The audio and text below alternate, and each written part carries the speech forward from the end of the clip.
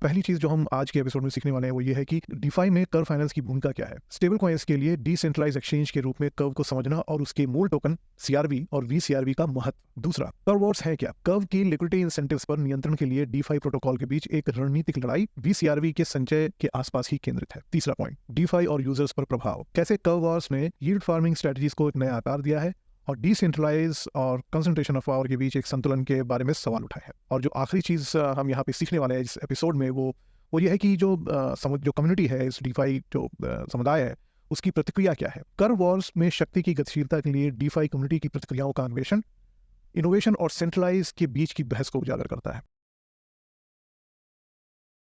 नमस्कार digital explorers, एक और रोमांचक एपिसोड में आप सबका स्वागत है।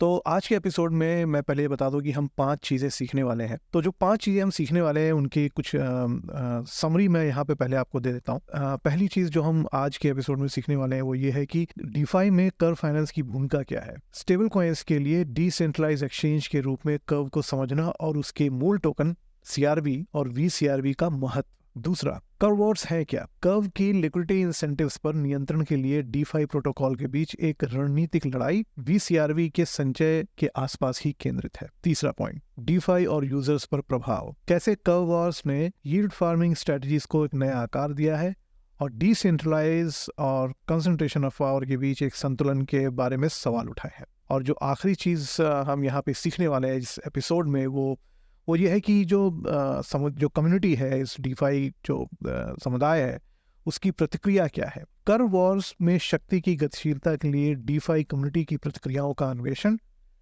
इनोवेशन और सेंट्रलाइज के बीच की बहस को उजागर करता है। तो ये थे कुछ 4-5 पॉइंट्स, जो एक समरी आप समझ लें इसको, जो हम आज के एपिसोड में सीखने वाले हैं। तो डिजिटल दुनिया पॉडकास्ट जो है राज और चमत्कार की एक खिड़की, मैं हूं आपका होस्ट और दोस्त मनीष, और आज हम बात करने वाले हैं डिसेंट्रलाइज फाइनेंस के तूफानी समंदर की, ताकि हम समझ सकें कर्व वॉर्स की अनोखी कहानी। लेकिन आपको डरने की बिल्कुल जरूरत नहीं है, क्योंकि हमारे साथ इस सफर पर है हमारे पार लगैया नाव खेवैया, हमारे गाइड, जो इन खतरनाक पानियों से गुजर चुके हैं। जी हाँ, आप बिल्कुल सही समझते हैं। अपूर्वा हमेशा की तरह हमारे साथ है। अपूर्वा, स्वागत है आपका। धन्यवाद मनीष, क्या बढ़िया इंट्रोडक्शन दिया आपने। आप जो तड़का लगाते हो शो को, मुझे पता नहीं, अगर आप नहीं होते तो ये शो में ये तड़का कहाँ से आता। भैया, मैंने आप पहले ही बोल दिया कि नाव खवैया पार लगैया आप ही हैं। तो आप अगर नहीं होते तो शो को कंसीव ही नहीं किया जा सकता। तो खैर, बिना किसी लाग लपेट के आगे बढ़ते हैं। तो अपूर्वा, ये बताइए, हमारे लिसनर्स की जो क्यूरियोसिटी का बाजार गर्म हो रहा है, क्या आप हमारे लिए इस एक स्टेज सेट कर सकते हैं। कर्व फाइनेंस है क्या, और ये इतने बड़े संघर्ष का केंद्र कैसे बन गया। चलिए शुरुआत करते हैं मनीष। इसके पहले वाले एपिसोड में हमने कर्व फाइनेंस की बात की थी, राइट। तो कर्व फाइनेंस को हम समझ लेते हैं एक मार्केट प्लेस है, और ऐसा वैसा मार्केट प्लेस नहीं है ये मार्केट प्लेस है डिजिटल करेंसीज के लिए, और उसके अंदर भी स्टेबल कॉइन्स के लिए, राइट। तो ये इतनी बड़ी सर्विस है, क्योंकि इससे क्या हो जाता है कि जो स्लिपेज होती है और प्राइसिंग होती है कोई भी ट्रेड की, ये बहुत ही संतुलित हो जाती है कर्व फाइनेंस की वजह से। तो ये मुख्य कारण है कर्व में इतना गहरा इंटरेस्ट लोगों का है। तो स्टेबल कॉइन्स का ब्लूमबर्ग समझ लीजिए, मतलब उसका अगर किसी को स्टेबल कॉइन्स लेना है तो वो कर्व फाइनेंस पे ही आता है। जी, क्योंकि वहाँ पर स्लिपेज नहीं होती है, लिक्विडिटी भरपूर रहती है, राइट। तो इसके कारण क्या हो जाता है कि कर्व फाइनेंस केंद्र बिंदु बन जाता है यूजर्स के लिए भी, और दूसरे डिसेंट्रलाइज फाइनेंस के प्रोजेक्ट्स के लिए भी। तो ये कहानी में ये जो आपने कहा, बहुत ही अच्छा शब्द यूज़ किया था, ये कर्व वॉर्स की जो गाथा है, वो गाथा जितनी मज़ेदार है उतनी ही पेचीदा भी है, और वो पेचीदा बन जाती है कर्व फाइनेंस की टोकन की वजह से। तो भैया, यहाँ पर एक नहीं 2 टोकन है। एक है CRV, दूसरी है VE वे CRV, जिसका मतलब है वोट एस्क्रो CRV। उसके बारे में हम आगे चल के चर्चा करेंगे। तो ये तो बड़ा ही दिलचस्प था पूर्वा। अब ये बताइए कि ये जो कर्व वॉर्स है, मतलब ये जो वॉर बोल रहे हैं कि ये क्या जंग लड़ी हुई है, लोगों ने क्या, कहाँ पे बम पटाखे फूट रहे हैं। सुनने में तो एक जैसा मैंने बोला कि जंग की तरह ही दिखता है, लेकिन मुझे लगता है कि यहाँ पर जो तलवारें हैं वो और जो ढाल है इसका इस्तेमाल नहीं होगा, अगर होगा तो कैसे होगा? तो भैया ये कर्व वॉर्स कहा जाता है रणनीति और इन्फ्लुएंस के लिए। तो ये जो लड़ाई है प्रोजेक्ट्स के बीच में, लोग यूज़र्स के बीच में, ये लड़ाई है कि किसके पास सबसे ज़्यादा पावर है वोट का, और वो वोट की वजह से वो इन्फ्लुएंस कर सकते हैं कि लिक्विडिटी के जो रिवॉर्ड्स है वो कौन सी लिक्विडिटी पूल में सबसे ज़्यादा फ्लो होंगे। तो इस कारण से इसको नाम दिया गया कर्व वॉर्स का। बट हाँ, बिल्कुल कोई बम फटा के नहीं फूट रहे, ये सिर्फ विचारिक और सोच धारा की लड़ाई है। और एक और चीज़ है मनीष, डिसेंट्रलाइज फाइनेंस में आप समझ लो कि जो लिक्विडिटी होती है ना, वो बहुत ही आवश्यक है। वो अपनी नसों में खून चल रहा है। डिसेंट्रलाइज फाइनेंस को चलाता है लिक्विडिटी, और जिसके पास सबसे ज़्यादा लिक्विडिटी होता है वो बेताज बादशाह हो जाता है डिसेंट्रलाइज फाइनेंस में।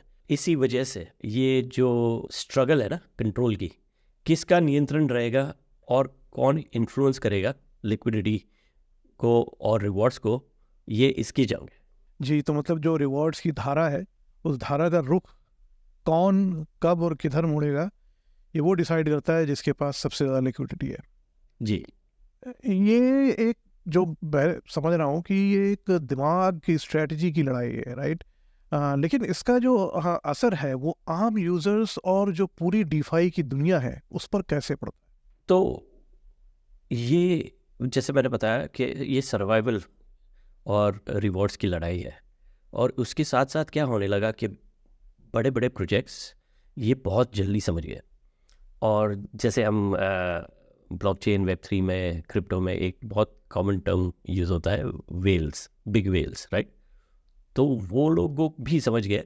तो काफ़ी सारे प्लेयर्स, लेकिन गिने चुने, अगर आप यूज़र्स देखते हो तो लाखों की संख्या में है, लेकिन जो बड़े बड़े प्रोजेक्ट्स हैं जैसे यर्न फाइनेंस है, जो हमने ब्लू चिप्स ऑफ डीफाई में कवर किया है, फिर कॉन्वेक्स फाइनेंस है जिसका एक और एपिसोड हमने इसके पहले वाला किया है।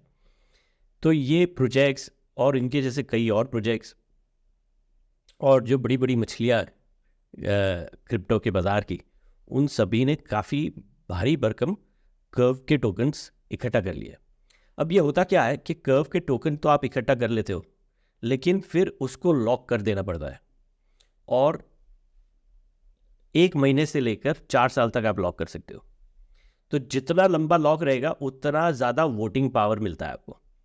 तो अगर मान लो कि आपके पास एक CRV की टोकन है, तो आपको 1 वोट चाहिए, तो आपको उसको 4 साल तक लॉक करना पड़ेगा। अब जब वो CRV की टोकन 4 साल तक लॉक हो जाती है, तो आपको उसके सामने मिलेगी 1 वे CRV, यानी कि आपका 1 वोट आपके पास है। अब एक टेक्निकल चीज़ है, बट ज़्यादा डिटेल में नहीं जाएंगे। तो कर्व फाइनेंस की टोटल टोकन है 3 बिलियन, और जितनी सर्कुलेशन में, करीबन 2 बिलियन के आसपास सर्कुलेशन में, उसके अंदर भी 70% टोकन 4-4 साल तक लॉक है, क्योंकि सबको वो वे CRV की टोकन चाहिए वोटिंग करने के लिए, क्योंकि वो निर्धारित करेगा कि लिक्विडिटी कहाँ फ्लो होएगी, रिवॉर्ड्स कहाँ पर फ्लो होंगे। तो ये बहुत ही इंटरेस्टिंग खेल खेला जा रहा है। अब प्रश्न ये भी है कि अगर ये गिने चुने लोग फिर से ताकत और सत्ता का संतुलन बिगाड़ रहे, क्योंकि डिसेंट्रलाइज फाइनेंस वेब3 का जो एथॉस है, राइट, वो है डिसेंट्रलाइजेशन। तो ये जो गिने चुने लोग, मैं आपको यहाँ पे रुकूंगा, तो ये जो आप गिने चुने लोग बोल रहे हैं, ये आप वो 70% लोग हैं जिनके पास वे CRV है? नहीं, मैं छोटे लोग भी होंगे उसमें, तो यूजर्स भी आ जाएंगे 70% में, लेकिन वो 70% के अंदर जो बड़ी बड़ी मछलियाँ हैं, जो बड़े बड़े प्रोजेक्ट्स हैं, जैसे यर्न फाइनेंस हो गया, कॉन्वेक्स फाइनेंस हो गया, तो कॉन्वेक्स और यर्न के बीच में ही करीबन 50% लॉक वे CRV का पावर है। तो ये और ये कम्युनिटी, जैसे ये समुदाय आप कह रहे थे, राइट, ये इतना जागरूक है कि ये ऑलरेडी चर्चा का विषय बन गया है कि भैया ये सत्ता और ताकत का संतुलन ये अच्छा नहीं है, क्योंकि ये बहुत ही केंद्रीय हो रहा है और इसको बनाना है विकेंद्रीय। तो ऑलरेडी चर्चा शुरू हो गई है कि भाई इसको कैसे किया जाए, क्योंकि जिसके पास सबसे ज़्यादा वोट है उसके पास सबसे ज़्यादा ताकत भी है। लेकिन जो छोटे जैसे मेरे आपके जैसे यूज़र्स हैं, अगर आपके पास 500 वे CRV है या 500 CRV है या 1000 है, तो उनको कैसे पावर मिलेगा वोटिंग का। तो उसकी चर्चा काफ़ी ज़ोर शोर से चल रही है। और वॉच दिस प्लेस, क्योंकि जब भी हम डिसेंट्रलाइज फाइनेंस की बात करेंगे आगे आने वाले एपिसोड्स में या कोई भी टॉपिक्स पर, तो कर्व फाइनेंस का टॉपिक आएगा और हम ज़रूर लेकर आएंगे कि क्या क्या अपडेट्स हो रहे हैं। तो एक तरह से ये बहुत ही इनोवेटिव और बहुत ही क्रांतिकारी प्रोजेक्ट है, लेकिन ये वोटिंग की वजह से ये रिस्क क्रिएट कर रहा है आज की डेट में। हो सकता है कि आगे जाकर ये रिस्क मिटिगेट हो जाए या इसका कुछ सोल्यूशन मिल जाए। तो क्या बात है अपूर्व, आपने बहुत अच्छी बात आई। लेकिन एक चीज़ तो साफ हो जाती है कि ये सिर्फ प्रॉफिट के लिए की गई लड़ाई नहीं थी, बल्कि विचारधाराओं की भी जंग थी। तो कम्युनिटी ने ये इन जो टॉप वे CRV होल्डर्स हैं, इनके बीच सत्ता के केंद्रीकरण का कैसे जवाब दिया? तो ये एक लाइव ड्रामा है और ये अभी चल रहा है, राइट। तो ये वो कौन सी करवट लेगा ये आने वाला वक्त बताएगा, बट ये बहुत ही रोमांचक है। ये जो लोगों का प्यार और जो विश्वास है वो मुझे काफ़ी आकर्षित करता है ये प्रोजेक्ट की तरफ। और जो समुदाय है ये इतना जागरूक है कि ये चर्चा इतनी तेज़ बनी हुई है कि मुझे काफ़ी हद तक ये लगता है कि इसका सॉल्यूशन आएगा। और उसके 2-3 सॉल्यूशन है जो स्पेक्युलेटिव है। जैसे कि एक जो सबसे बड़ा सॉल्यूशन है वो कहा जाता है कि जो छोटे वोटर्स है, जो छोटे वोटर्स है, राइट, उनको एक सर्टेन अमाउंट का लेवरेज मिलेगा। यानी कि अगर आप बड़ी मछली हो और आपके पास बहुत बड़ा वोटिंग पावर है, तो ऐसा नहीं होना चाहिए कि जितना वोट है उतना पावर हो आपको। तो वो थोड़ा डिस्ट्रीब्यूशन ऑफ पावर हो सकता है। ये प्रपोजल ऑलरेडी लाइव है, तो ये गर्मा गर्मी रहेगी। और हम जैसे ही कोई अपडेट आएगा हम एक और एपिसोड के साथ आपके सामने हाजिर हो जाएंगे। जी अपूर्वा, बहुत बढ़िया। और एक चीज़, अब चूँकि हम हमारे एपिसोड के अंत की तरफ बढ़ रहे हैं, क्या आप हमें बताएंगे कि इस कहानी से हमें डिसेंट्रलाइज फाइनेंस की जो भविष्य है उसके बारे में क्या सीखने को मिलता है? सबसे बड़ी चीज़ जो सीखने को मिलती है कि ये टेक्नोलॉजिकल चेंज जो हो रहा है हमारे आंखों के सामने, ये बहुत ही दिलचस्प है और ये वापस पिटारे में जाने वाला नहीं। हालांकि चैलेंजेस लेकर आ रहा है और उस चैलेंजेस को सॉल्व करते हुए ही आगे बढ़ना पड़ेगा। तो रिस्क है, लेकिन वो डायलॉग था ना, इश्क है तो रिस्क है। इश्क है तो रिस्क है ना, इश्क है तो रिस्क है, या रिस्क है तो इश्क है। ये अपना स्कैम पे सीरीज थी, स्कैम का बड़ा अच्छा डायलॉग है वो। तो उसी तरह से ये मुझे लगता है कि इसका फ्यूचर काफ़ी इंटरेस्टिंग होने वाला है। और decentralise finance is the way. हम चाहे या ना चाहे ये बंद नहीं होने वाला है, ये आगे ही बढ़ते रहेगा। ये जो आगे का सफ़र है ये हम सबको मिलकर तय करना है कि ये किस तरह से हार्मनी, इनोवेशन, प्रॉफिट और डिसेंट्रलाइजेशन वेब3 के एथोस को बरकरार रखेगा। तो ये जो डायलॉग बीच में आया, इश्क है तो रिस्क है, या रिस्क है तो इश्क है, मुझे लगता है कि यही जगह है जहाँ पे हम अपना डिस्क्लेमर देंगे।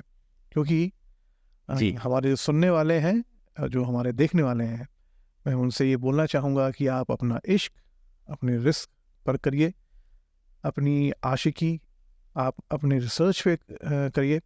हमारा इस पॉडकास्ट का पूरा जो उद्देश्य है वो उद्देश्य यही है कि आपको जो इश्क है आपका, उसकी जो उलझने हैं उनको थोड़ी थोड़ी सुलझा के आपके सामने रखें, उसके दावपेच आपको हम सिखाएं। लेकिन हम कहीं भी आपको फाइनेंशियल एडवाइजेस नहीं देते हैं। अगर आपको इन्वेस्ट करना है इस दुनिया में तो आप अपने रिसर्च करिए, लेकिन अगर आपके कुछ सवालात हैं, कुछ आपके कन्फ्यूजन्स हैं, तो आप इस चैनल पर आकर हमसे बेझिझक पूछ सकते हैं और हमारी पूरी कोशिश रहेगी कि आपकी उन उलझनों को हम सुलझाएं।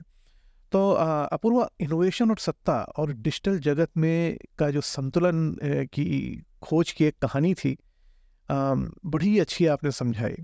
और कर्व वॉर्स की इस जो उलझन भरी कहानी को भी आपने सुलझाने में बहुत हमारी मदद करी, उसके लिए आपका बहुत बहुत धन्यवाद। धन्यवाद मनीष, मुझे भी बहुत मज़ा आया। जैसे मैंने आपको पहले भी बताया, ये गाथा जितनी मज़ेदार है उतनी ही पेचीदगियों से भरी है। तो ये पेचीदगियाँ जैसे खुलेगी और मज़ा आएगा, और एक और कहानी लेकर हम आपके पास आएंगे। तो दोस्तों, इसके साथ हम ख़त्म करते हैं डिजिटल दुनिया का ये ज्ञान से भरा एपिसोड। उम्मीद है कि इस सफ़र में आपको नया सीखने को ज़रूर मिला होगा। हमें फॉलो करते रहिए और मज़ीद डिजिटल खजानों की खोज में। अगली बार तक सवाल करते रहो, एक्सप्लोर करते रहो द डिजिटल दुनिया।